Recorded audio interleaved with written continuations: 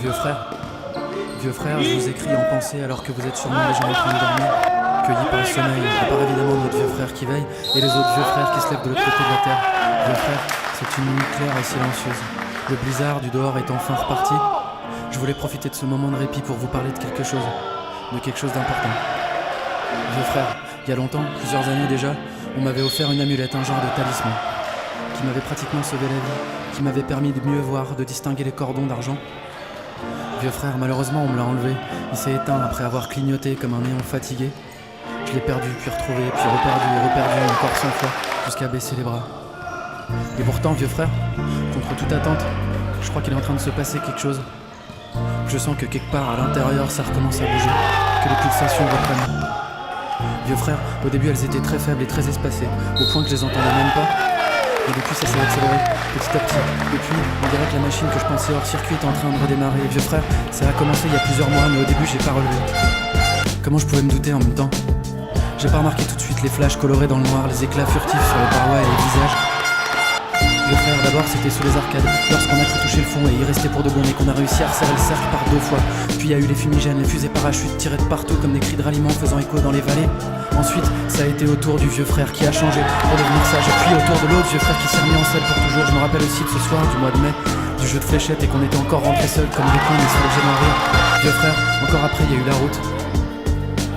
On traversait les grands espaces du Loiret quand j'ai vu notre vieux frère prendre une photo avec ses mains. Et enfin, vieux frère, il y a eu hier soir. Hier soir à 10 000 pieds, alors que l'avion était plongé dans le noir, chacun votre tour en quelques secondes, comme en plein jour, comme dans les rues, quand la nuit tombe. Chacun votre tour, vieux frère, vous vous êtes allumé, vous vous êtes paré d'un halo bleu doré. J'ai cru voir un tableau, le temps s'est arrêté.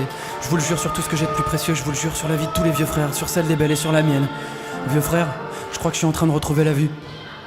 Vieux frère, c'est ce que j'attendais depuis tellement de temps. C'est pour ça que je boxais dans le noir, que j'écrivais des mantras en me faisant violence pour y croire, sans savoir à quoi ça pouvait ressembler réellement. Parce que j'avais oublié. Vieux frère, peut-être que je suis cintré, peut-être que ça va disparaître, peut-être que je me suis trompé, peut-être que c'est que dans ma tête. Mais pour l'instant c'est là et bien là, et pour preuve je l'ai dans le creux de ma main, au moment où je vous adresse ces phrases.